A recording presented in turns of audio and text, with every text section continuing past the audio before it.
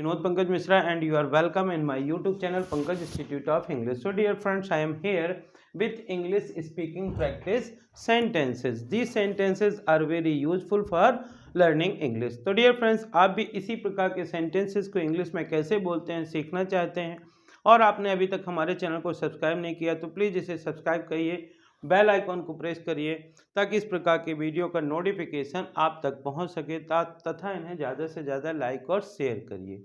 आज जो सेंटेंस हैं जिनको हम बता रहे हैं वो इस प्रकार से हैं। दरवाजे से होकर प्रवेश करो, उसने मना कर दिया। मेरे आत्मविश्वास को मत डगमगाओ, अन्यथा मैं तुमसे बात नहीं करूँगा। अजीब चीज़ें हो रही हैं। यह वही लड़का है जो, यह वही कार है जो। दिल छोटा मत करो, कृपया आप घर पर हो। महाशिवरात्रि आने वाली है, जहाँ कहीं भी मैं देखता हूँ मैं तुम्हें हर जगह पाता हूँ। दिल छोटा मत करो, क्या आपके पास एक्स्ट्रा पेन है? तो डियर फ्रेंड, इसी प्रकार के सेंटेंसेस को हम मॉर्निंग टू इवनिंग अपनी डेली लाइफ में डिफरेंट कंडीशंस में इनको यूज करते हैं। तो किस प्रकार से कहाँ पे इनको यूज करते हैं और इंग्लिश में कैसे बोलते हैं वो मैं आपको बता रहा हूँ।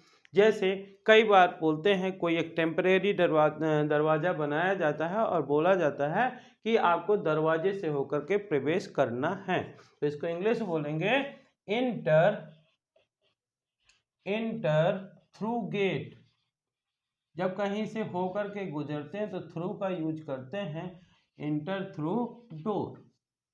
नेक्स्ट सेंटेंस लिखा हुआ है कि जब मैंने उससे किसी चीज़ के लिए रिक्वेस्ट किया तो उसने मना कर दिया। तो उसने मना कर दिया, इसको इंग्लिश में बोलेंगे ही फॉरवर्ड।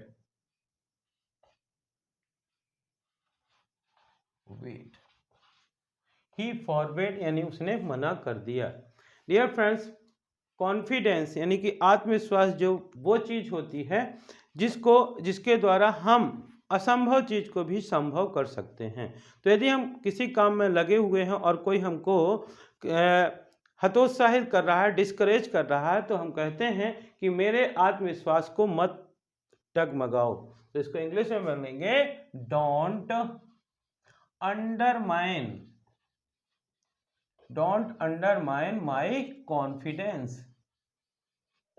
कॉन्फिडेंस मतलब आत्मविश्वास। Don't undermine my confidence. कई बार आप इस प्रकार से सेंटेंस यूज करते हैं कि आप ऐसा करो अन्यथा मैं तुमसे बात नहीं करूंगा। आप मुझे सच सच बताओ अन्यथा मैं तुमसे बात नहीं करूंगा। तो इसको बोलते हैं और I want talk to you और I want talk to you. इस और के स्थान पे आप अदरवाइज का भी यूज कर सकते थे।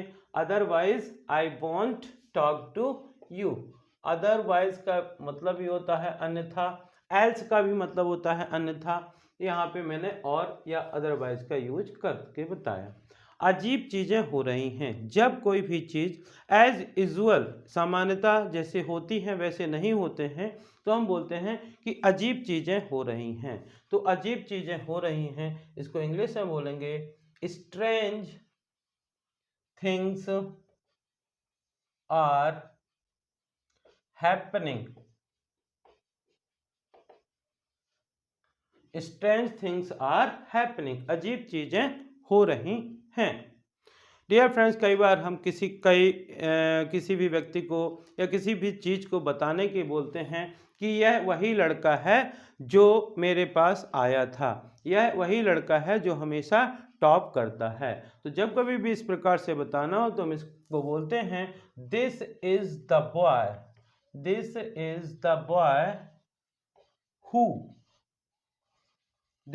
Boy who. और यह वही कार है जो मैंने सबसे पहले पसंद की थी। यह वही कार है जिससे हमको जाना है। तो इसको बोलते हैं this is the car which या दैट। यह वही कार है जो। तो these are the relative clause कहलाते हैं ये। यदि किसी ह्यूमन बीइंग के लिए यूज करते हैं तो यहाँ पे हम हु का यूज करते हैं और सॉरी, या और किसी नॉन लिविंग थिंग्स के लिए यूज करते हैं तो विच या दैट का यूज करते हैं। दिल छोटा मत करो, कभी कभार हम किसी चीज़ में जो चाहते हैं वैसा रिजल्ट नहीं मिल पाता है तो हम कहते हैं दिल छोटा मत करो, कोशिश करो। तो दिल छोटा मत करो इसको बोलते हैं डोंट लूज हार्ट।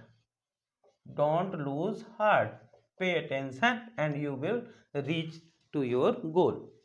क्या आप घर पर हो? कभी कभार किसी के यहाँ हमको जाना होता है तो हम उससे फ़ोन करके पूछते हैं कि क्या आप घर पर हो, तो इसको इंग्लिश में बोलते हैं are you at home. Are you at home, क्या आप घर पर हो? डियर फ्रेंड्स, महाशिवरात्रि जिसको सुनकर के ही मन में प्रसन्नता होती है। Lord Shiva is my most respectable God, और सबसे जो प्रभु होते हैं महाशिव भोलेनाथ जी हैं, मेरे सबसे इष्ट देव हैं।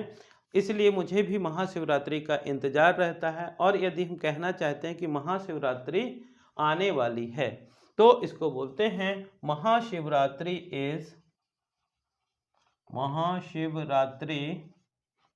Is at the